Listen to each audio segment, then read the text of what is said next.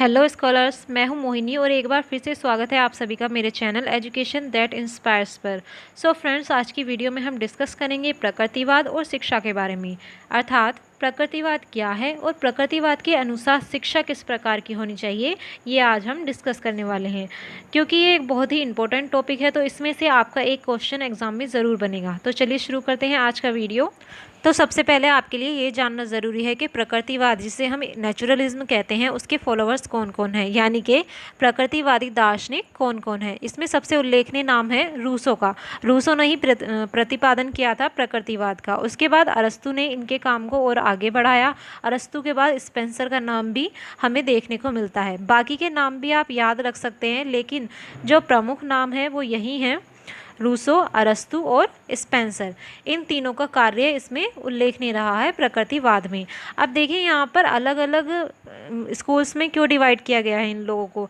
जो आप यहाँ पर दार्शनिक देख रहे हैं, रूसो, अरस्तु, स्पेंसर, इन सब को एक कैटेगरी में रखा गया है जिसे कहा गया है प्रकृतिवाद। ठीक है, क्योंकि इन लोगों की जो विचारधारा है, सोचने का तरीका है, वो एक समान है। सिमिलैरिटीज़ उनमें ज़्यादा हैं, तो इसलिए इनको एक कैटेगरी में रखा गया है। इसी प्रकार से जो अलग तरीके से सोचने वाले हैं, जिनकी विचारधारा थोड़ी इनसे डिफरेंट है, उनको अलग कैटेगरी में रखा गया है। इनके अलावा इन दोनों से भी अलग जिनकी विचारधारा है, उनको तीसरी कैटेगरी में। इसी तरह से अलग अलग कैटेगरीज बनाई गई हैं, जिसे हम प्रकृतिवाद कहते हैं, आदर्शवाद बोलते हैं, या फिर अस्तित्ववाद बोलते हैं, या मार्क्सवाद। इस तरीके से अलग अलग कैटेगरीज बना दी गई हैं, जिससे कि इनको समझने में आसानी हो। ठीक है, आगे देखते हैं प्रकृतिवाद का अर्थ क्या है। प्रकृतिवाद वह विचारधारा है जो प्रकृति को ईश्वर से अलग करती है। ठीक है, इसका अर्थ ये है कि प्रकृतिवाद जो है वो ईश्वर में बिल्कुल भी विश्वास नहीं करती है, प्रकृति को ईश्वर से अलग कर देती है, बिल्कुल इन दोनों को अलग करती है। अभी तक हम क्या पढ़ते आए हैं कि प्रकृति किसके द्वारा निर्मित है, ईश्वर के द्वारा निर्मित है, ईश्वर ने उसे बनाया है। ठीक है, लेकिन प्रकृतिवाद ने इस बात का बिल्कुल खंडन किया है। उसने इन दोनों को बिल्कुल ही सेपरेट कर दिया है, अलग अलग कर दिया। उसने क्या कहा कि प्रकृति ईश्वर से अलग है, ईश्वर के द्वारा बनाई हुई नहीं है, और आत्मा को पदार्थ के अधीन करती है। ठीक है, इसका अर्थ क्या है कि आत्मा को प्रकृतिवाद ने सेकंड नंबर पर रखा है, और फर्स्ट नंबर पे किसे रखा है, पदार्थ को रखा है, पदार्थ या फिर प्रकृति। ठीक है, जो मटेरियल होता है उस चीज़ को इन्होंने फर्स्ट नंबर पर प्रमुखता दी है, और सेकंड नंबर पर किसे रखा है, आत्मा को रखा है, और अपरिवर्तनशील नियमों को सर्वोच्च मानती है। कौन, प्रकृतिवादी विचारधारा जो है वो अपरिवर्तनशील नियम कौन से होते हैं, जैसे कि सूरज पूरब से उगता है, ठीक है, पश्चिम में छिपता है, ग्रेविटी, लॉ ऑफ ग्रेविटी जो होता है वो एक अपरिवर्तनशील नियम है। तो जितने भी प्रकृति के नियम हैं, प्रकृति के जितने भी नियम होंगे वो सभी अपरिवर्तनशील होंगे। और परिवर्तनशील कौन से होंगे, जैसे कि आध्यात्मिकता। ठीक है, आध्यात्मिक नियम जितने भी होंगे वो सब परिवर्तनशील होंगे, जिनमें चेंजेस किए जा सकते हैं। लेकिन क्या आप ग्रेविटी में चेंजेस कर सकते हैं? जो चीज़ ऊपर से फेंकने पर चीज़ें हमेशा नीचे ही आती हैं। ठीक है, तो वो एक रूल है ग्रेविटी का, जो कि अपरिवर्तनशील है। तो प्रकृतिवाद इस तरह के नियमों में विश्वास रखता है, उनको सबसे ऊपर सर्वोच्च मानता है। तो यहाँ पर देखिए, प्रकृतिवाद के अनुसार मूल तत्व कौन सा है, प्रकृति है। ठीक है, प्राकृतिक पदार्थ और क्रियाएं ही सत्य हैं। जैसा कि अभी हमने बात की अपरिवर्तनशील नियमों की, तो ये क्या है, क्रियाएं हैं, प्राकृतिक क्रियाएं हैं। प्राकृतिक क्रियाएं हम उन्हें भी कहते हैं जिनमें व्यक्ति का हस्तक्षेप नहीं होता, मानव का हस्तक्षेप नहीं है। ये किसकी विचारधारा है, प्रकृतिवाद की विचारधारा है। वो चीज़ें जिनमें मानव का हस्तक्षेप नहीं होता उन्हें क्या कहते हैं, प्राकृतिक पदार्थ या प्राकृतिक क्रियाएं कहते हैं, और वही सत्य हैं जिसमें मनुष्य ने अपना हस्तक्षेप ना किया हो।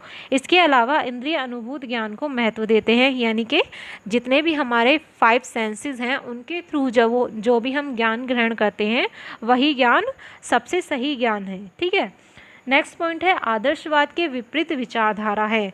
आदर्शवाद जो है वो बिल्कुल ही एक आध्यात्मिक पहलू है। इसके अलावा जो प्रकृतिवाद है वो आध्यात्मिकता का खंडन करता है। ठीक है, वो किसकी ओर जाता है, वो प्रकृति की ओर जाता है, शाश्वत मूल्यों की ओर जाता है, जिनको परिवर्तित नहीं किया जा सकता उनकी तरफ जाता है।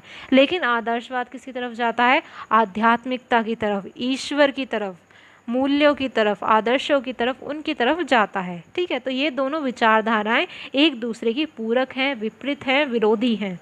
ये आपको बात ध्यान में रखनी है। अगर आपने एक विचारधारा को समझ लिया तो दूसरी विचारधारा को समझने में बहुत आसानी होगी। नेक्स्ट पॉइंट देखते हैं। प्रकृति का प्रयोग दो अर्थ में किया जाता है। सामान्यतः हम दो प्रकार से प्रकृति को डिवाइड कर सकते हैं, एक भौतिक प्रकृति और एक मानव की प्रकृति। भौतिक प्रकृति जिसकी अभी हमने बात की, जो हमारे चारों ओर हैं, जो व्यक्ति के चारों ओर हमें नज़र आती है, वो कैसी प्रकृति है, वो है भौतिक प्रकृति। और मानव प्रकृति जिससे कि आप भली भांति परिचित होंगे ही। फ्रेंड्स, भौतिक प्रकृति को हम बाह्य प्रकृति कहते हैं। कैसी प्रकृति कहते हैं, बाह्य प्रकृति। और मानव प्रकृति होती है आंतरिक। ये बात आपको ध्यान में रखनी है। ठीक है, तो चलिए आगे देखते हैं।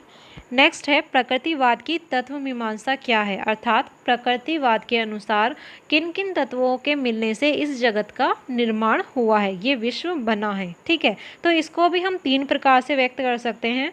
सॉरी, हम नहीं, यानी कि प्रकृतिवाद ने तीन प्रकार से इस अपनी तत्व मीमांसा को व्यक्त किया है, जिसमें से पहला है पदार्थवादी प्रकृतिवाद, या फिर हम इसको पदार्थ विज्ञान का प्रकृतिवाद भी कह सकते हैं। ठीक है, तो यहाँ पर पदार्थवादी प्रकृतिवाद ने माना है कि जगत का निर्माण परमाणुओं से मिलकर हुआ है। परमाणु में कौन कौन से होते हैं, इलेक्ट्रॉन्स, प्रोटॉन्स और न्यूट्रॉन्स। इन तीनों के मिलने से परमाणु बनता है। परमाणुओं के मिलने से किसी पदार्थ का निर्माण होता है, और विभिन्न प्रकार के पदार्थों से किसका निर्माण होता है, इस जगत का निर्माण होता है। ये किसने कहा है, पदार्थवादी प्रकृतिवाद ने कहा है। पदार्थवादी सिर्फ और सिर्फ किसको महत्व देते हैं, बाह्य प्रकृति को महत्व देते हैं और उसी का अध्ययन करते हैं। और जो मानव प्रकृति होती है उसको भी ये पदार्थ विज्ञान के आधार पर उसका अध्ययन करते हैं। लेकिन मानव की प्रकृति आंतरिक है, तो उसका पदार्थ विज्ञान से कोई भी संबंध नहीं हो सकता। इसके आधार पर मानव की प्रकृति का अध्ययन नहीं किया जा सकता। और जैसा कि आप जानते हैं कि शिक्षा भी एक आंतरिक प्रक्रिया है, मानव प्रक्रिया है, तो उसको भी पदार्थवादी प्रकृतिवाद के आधार पर हम उसका अध्ययन नहीं कर सकते। तो इसलिए कहा जाता है कि पदार्थवादी प्रकृतिवाद का शिक्षा में कोई भी योगदान नहीं है, क्योंकि ये सिर्फ और सिर्फ बाह्य प्रकृति को महत्व देता है। ठीक है, नेक्स्ट है यंत्रवादी प्रकृतिवाद, यानी कि यंत्रवादी। इसने क्या माना है, इसने माना है कि जगत जो है वो यांत्रिक है, एक मशीन की तरह काम करता है। इसने जगत और मानव दोनों को ही एक मशीन की तरह माना है। मानव संसार का सर्वश्रेष्ठ प्राणी होने के बाद भी उसमें स्वचेतना नहीं है, सेल्फ कॉन्शियसनेस नहीं है। उसका व्यवहार किसके थ्रू कंट्रोल होता है, किससे नियंत्रित होता है, जो भी उसके बाह्य प्रभाव हैं, आउटर या एक्सटर्नल जितने भी इफेक्ट्स हैं, उनके थ्रू मानव का व्यवहार नियंत्रित होता है। ऐसा मानना है यंत्रवादी प्रकृतिवाद का। ठीक है, तो इसी वजह से हम इसके थ्रू भी आंतरिक प्रकृति का अध्ययन नहीं किया जा सकता, इसलिए इसका भी शिक्षा में कोई विशेष योगदान नहीं रहा है। नेक्स्ट है जैविकवादी प्रकृतिवाद। इसमें डार्विन का विकासवादी सिद्धांत और विकास क्रम, इसको महत्व दिया गया है। ठीक है, डार्विन का विकासवादी सिद्धांत क्या है, डार्विन का मानना है कि जो विकास है इस पूरे जगत का, वो एक क्रम में हुआ है। ठीक है, और इस विकास क्रम में सबसे अंतिम अवस्था में है मनुष्य, क्योंकि मनुष्य के अंतर्गत मस्तिष्क का विकास हुआ है, जिसके कारण वो भाषा को सीख पाया है, और भाषा सीखने के फलस्वरूप ही वह ज्ञान को अपने मस्तिष्क में संचित रख पाता है। ठीक है, तो यहाँ पर डार्विन ने मानव को अन्य प्राणियों से भिन्न बताया है।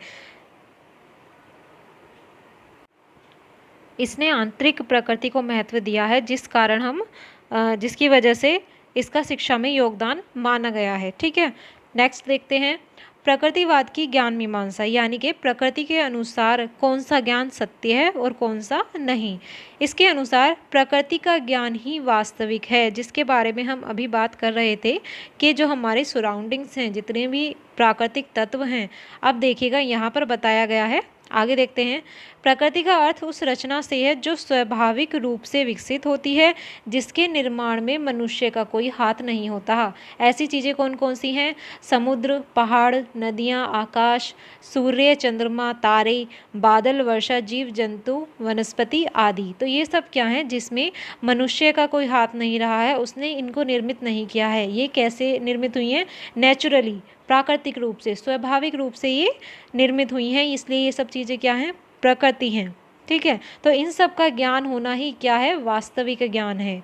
और इसको प्राप्त करने का स्रोत क्या है? मुख्य स्रोत कौन कौन से हैं? ज्ञानेंद्रियां और कर्मेंद्रियां। ज्ञानेंद्रियां जो हमारे 5 सेंसेस होते हैं, और कर्मेंद्रियां यानी कि हमारे हाथ पैर, ये सब चीज़ें हमारी कर्मेंद्रियां हैं जिनसे हम कर्म करते हैं। ठीक है, तो ये सारी चीज़ें ज्ञान मीमांसा के अंतर्गत आती हैं। नेक्स्ट देखते हैं, प्रकृतिवाद की मूल्य मीमांसा क्या है, अर्थात प्रकृतिवाद के अनुसार मूल्य कौन कौन से हैं। प्रकृतिवाद केवल प्राकृतिक नैतिकता को महत्व देता है, अर्थात ऐसी नैतिकता जो कि स्वाभाविक रूप से उत्पन्न हो, जिसे बाहर से थोपा न जाए। तो अगर बच्चों को जो भी नैतिकता देनी है, जो भी आदर्श उनके अंदर हमें डेवलप करने हैं, उनके लिए हमें उन्हें मोटिवेट करना चाहिए, ज़बरदस्ती उनके ऊपर थोपना नहीं चाहिए। ये किसका मानना है? प्रकृतिवाद का मानना है। मनुष्य की अपनी प्रकृति होती है, उसे अपने आचरण के अनुसार ही कार्य करना चाहिए। आचरण के अनुसार कार्य करने पर उसे सुख मिलता है, और प्रतिकूल कार्य करने पर उसे दुख मिलता है। अगर हमें किसी बच्चे से कोई भी कार्य कराना है, तो उस कार्य की हमें उसे पहले विशेषताएं बतानी होंगी, उसके लाभ बताने होंगे, तब उसके अंदर बच्चे के अंदर स्वयं ही उस कार्य को करने की इच्छा जागृत होगी। अगर हम उसे उसकी अच्छाइयाँ नहीं बताएंगे, उसके लाभ नहीं बताएंगे उस कार्य को करने के, तो बच्चा उसे करना नहीं चाहेगा, अंदर से मोटिवेट नहीं होगा। हमें उसे बाहर से हम उसे थोपेंगे, तो उस चीज़ के विरोध में है प्रकृतिवाद। यानी कि बच्चे में स्वयं ही वो चीज़ें डेवलप होनी चाहिए, हमें बाहर से कोई भी चीज़ थोपनी नहीं चाहिए। प्रकृतिवाद की मूल्य मीमांसा ये कहती है। ठीक है, नेक्स्ट देखते हैं। फ्रेंड्स, वीडियो थोड़ा लेंदी हो रहा है, मैं सोच रही हूँ कि अब इसे नेक्स्ट वीडियो में कवर करते हैं, प्रकृतिवाद और शिक्षा को। तब तक आप इसे पढ़िए, समझिए अच्छे से। नेक्स्ट वीडियो में अब हम आपसे मिलते हैं। सी यू सून।